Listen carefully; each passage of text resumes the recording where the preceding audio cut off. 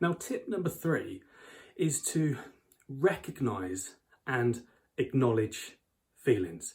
If you just keep them in your head and don't allow a safe place to release and let go of them, then often you find yourself kind of spiraling in that battle, and what we resist persists. So finding a safe, appropriate way to acknowledge and release feelings can really help to reduce stress, worry, and anxiety. So there's different ways of doing that. If you've got a child, maybe you can get them, or you may have kind of a worry monster or a worry box. Now, a monster is something that was created with the purpose of, you get them to write down the worry on a piece of paper and then they feed it into the monster's mouth, and the idea is the monster eats the worry. Now, you can either leave it there, or you can, at an appropriate time, take the worry out and discuss it. Now, my daughter has one, and usually the worries come out at night time, so we normally leave them in there for the monsters to take care of, and then often that's enough, but occasionally we will look at it and we'll discuss it at a later date. Now, if you're an adult and you don't want to use a worry monster, you may choose to, because that might add a bit of a fun element to the whole process.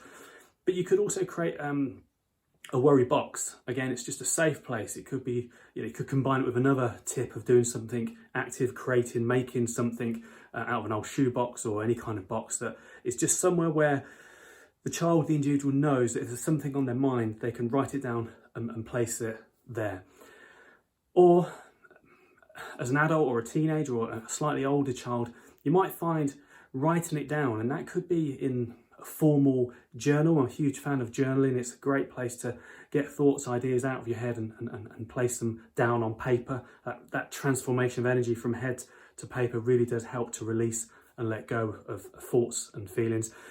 Or it could just be a notebook, just somewhere you have where you can write down your thoughts and your feelings. And that really does help to lighten the load, empty the mind, create some headspace where you can then focus on other things. So if you ever feel stressed, anxious, or worried, just take a couple of moments out to write some of those thoughts down and notice how that kind of lightens the load. I'm not saying it's going to resolve them or deal with them, but it really does help to share and release those from your mindset. So give that a go.